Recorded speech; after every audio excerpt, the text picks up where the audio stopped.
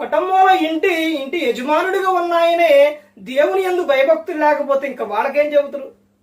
తండ్రిగా తల్లిగా మీకే భయభక్తులు లేకపోతే మీ పిల్లలకి ఏమి నేర్పుతారు? దైవికమైన విధానంలో పెంచాలి అని అంటే నువ్వు ముందు ఏం చేయాలంటే మందిరానికి వెళ్ళాలి, నువ్వు ప్రార్థన చేయాలి, వాక్యం చదవాలి, దేవుని యందు నువ్వు భయభక్తులు కలిగి ఉండాలి, మంచి ప్రవర్తన నీవు కలిగి ఉండాలి. ఇక్కడ జబెదాయి కుమారుల తల్లి వాళ్ళిద్దరు చిన్నపిల్లలు ఏం కాదండి, యవనస్తులు. వాళ్ళిద్దరిని కూడా ఎక్కడ తీసుకెళ్ళింది? యేసుక్రీస్తు ప్రభువు దగ్గరకు తీసుకెళ్ళింది. ఆ తల్లి ఎంత భక్తిగా ఉంటే తీసుకెళ్ళింది ఒకసారి ఆలోచించండి. అపోస్తలుడైన పౌలు గారు తిమోతితో ఏమని చెబుతున్నారు? తిమోతి, నువ్వు ఈ విధంగా విశ్వాసం కలిగి ఉన్నాయంటే నీ అవ్వ అయినా లోయి, నీ తల్లి అయిన యునకే వాళ్ళు కలిగి ఉన్న విశ్వాసం. ఈ రోజున తల్లిగా నువ్వు విశ్వాసం కలిగి ఉన్నావా? తండ్రిగా నువ్వు విశ్వాసం కలిగి ఉన్నావా?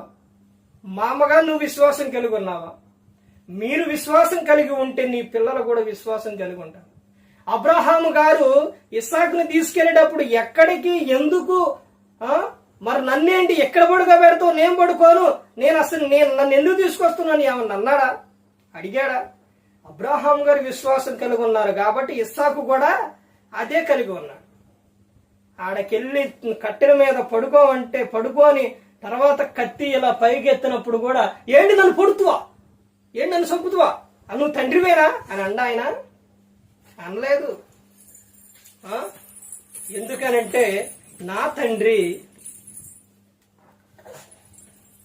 ఏం చేస్తారో, నా తండ్రి ఏం కలిగి విశ్వాసం కలిగి దేవుని పట్ల భయభక్తులు కలిగి ఆయనే దేవుడు నా తండ్రికి తోడై ఆయనే చూసుకుంటారు, దేవుడు చూసుకుంటారని ఆయన అనుకున్నారు. ఇలా ప్రతి ఒక్క విషయంలో కూడా గమనించాలండి. ప్రతి ఒక్కరు కూడా తెలుసుకోవాలి.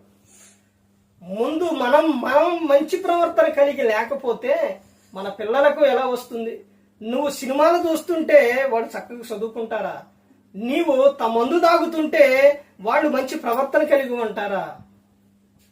ఈ రోజున ఎక్కడ చూసినా గాని ఏ తరం వస్తుందని దేవుడు చెప్పారంటే దుష్టతరం వచ్చిందని చెప్పారు. ఆ దుష్టతరమే మొదలైపోయింది. ఎక్కడ చూసినా పిల్లలు అల్లరి, ఉదయం లెగంగానే అల్లరి. చక్కగా లేచి ప్రార్థన చేసుకోండి, చదువుకోండి, స్కూల్కి వెళ్ళండి, వచ్చిన తర్వాత హోంవర్క్ చేసుకోండి, కొంచెం సేపు ఆడుకొని వచ్చి స్నానం చేసి హోంవర్క్ చేసుకొని ప్రార్థన చేసుకొని భోంచేసి పడుకోండి అని చెప్పే తల్లిదండ్రి కనపడుతున్నారా? పిల్లలు ఉదయం లెగంగానే అల్లరి, ఆ తర్వాత స్కూల్కి వెళ్ళి రాగానే అల్లరి.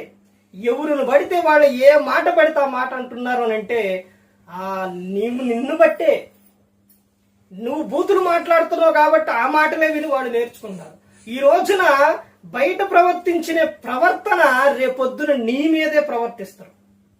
నువ్వు చెప్పినా గాని వినరు. ఈ రోజున తల్లిదండ్రులు చెబితే పిల్లలు వినట్లేదు అని అంటే ఆ తల్లిదండ్రి ప్రవర్తన సరిగా లేదు. ఆ వైపున స్వాతిని ఏదన్నా అనాలి అని అంటే మా పాప విని ఒకవేళ అదే నేర్చుకునేదేమని భయం వేస్తుంది. ఎందుకంటే గ్రంథం చెప్పింది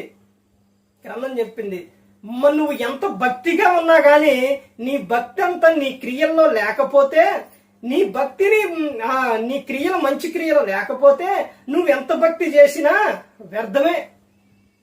నువ్వు ముసుగేసుకొని వైట్ అండ్ వైట్ వేసుకొని నువ్వు భక్తి చేసి నీ నోరు కంట్రోల్లో లేకపోతే ఏం ప్రయోజనం? నువ్వు చేసింది ఇదంతా నీ మట్టుగా, కానీ నువ్వు మాట్లాడేది ప్రభావం నీ ప్రవర్తన చుట్టుపక్కల ఉన్న వారి మీద కానీ లేకపోతే నీ పిల్లల మీద కానీ ప్రభావం పడుతుంది. అది గమనించుకోవాలండి ప్రతి ఒక్కరు కూడా. ముందున్న తరాల్లో, ముందు రాబోతున్న కాలంలో నా పిల్లలు మంచి భవిష్యత్తు కావాలనే తల్లిదండ్రి కోరుకుంటారు. అలా కోరుకునే తల్లిదండ్రులు వీళ్ళెందుకు సరిగా ఉండరు? వీళ్ళు సరిగా లేకపోవడం వల్ల వాడు సరిగా ఉండవు. వాళ్ళు ఈ రోజున బానిసకి, మందుకి, తిరుగుడికి, అన్నిటికీ అలవాట్లు అయిపోతున్నారని అంటే వాళ్ళని చిన్న వయసులో బాల్యదినముల యందు సృష్టికర్త స్మరణ వారికి జరగలేదు, అసలు నేర్పట్లేదు. బాలుడు నడవలసిన త్రోవన వాడికి నేర్పం, వాడు పెద్దవాడైనప్పుడు దాని నుండి తొలగిపోడు అని చెబుతున్నారు. చిన్న వయసులో నుంచే నువ్వు దేవుని మాటలు వాళ్ళ హృదయంలోనికి, వాళ్ళ మైండ్లోకి ఎక్కించాలి. ప్రతి ఒక్కరు గమనించుకోవాలి, ప్రతి ఒక్కరు కూడా తెలుసుకోవాలండి. తల్లిదండ్రులు, ఇంటిలో ఉన్న పెద్దలు ప్రతి ఒక్కరు కూడా నోరు కంట్రోల్లో ఉండాలి. నీ నోరు కంట్రోల్ లేకపోతే నువ్వు మాట్లాడే మాట పిల్లలు అదే మనసులో పెట్టుకొని అదే మాట తర్వాత మాట్లాడతారు. ఎక్కడ నేర్చుకున్నారు ఇవి అంటే నిన్ను బట్టే నేర్చుకున్నారు. లేకపోతే వాళ్ళు ఎక్కడికో వెళ్ళి నేర్చుకొని ఉన్నారా? నువ్వు నీ మాటలే వాళ్ళ నోటిలో నుంచి వస్తూ ఉన్నాయి. అందుకని ప్రతి ఒక్కరు గమనించుకోవాలి. తల్లి ప్రార్థన చేస్తే పిల్లలు ప్రార్థన చేస్తారు, తండ్రి ప్రార్థన చేస్తే వాళ్ళు చేస్తారు, వీళ్ళు వాక్యం చదివితే వాళ్ళు వాక్యం చదువుతారు. ప్రతి ఒక్కరు కూడా గమనించుకోవాలండి. ఈ తండ్రి అయిన దేవుడు ఎలాగైతే ఉన్నారో యేసుక్రీస్తు ప్రభువారు అదే విధంగా ఉన్నారు. ఐదో అధ్యాయంలో చెబుతున్న సందర్భం అది. అందుకని ప్రతి ఒక్కరు గమనించుకోవాలి. మన పిల్లల భవిష్యత్తు ముందు ముఖ్యం కాబట్టి, వాళ్ళు బాగుండాలి కాబట్టి, వాళ్ళు ఫలించాలి కాబట్టి మన ప్రవర్తన మంచిగా ఉండాలి. వాళ్ళు బాగుండాలి, వాళ్ళు సంతోషంగా ఉండాలని ఎంతో కష్టపడి ఆస్తులు సంపాదించి, డబ్బు సంపాదించి, ఎన్ని సంపాదించి, ఎందుకు అవన్నీ తల్లిదండ్రి కష్టపడి అవన్నీ చేసేది? పిల్లల కోసం అంటారు. పిల్లల కోసం వాళ్ళకి నువ్వు ఎంత కష్టపడుతున్నావు కదా, నీ నోరు, నీ ప్రవర్తన కంట్రోల్లో ఉంటే వాడి జీవితం బాగుంటుంది.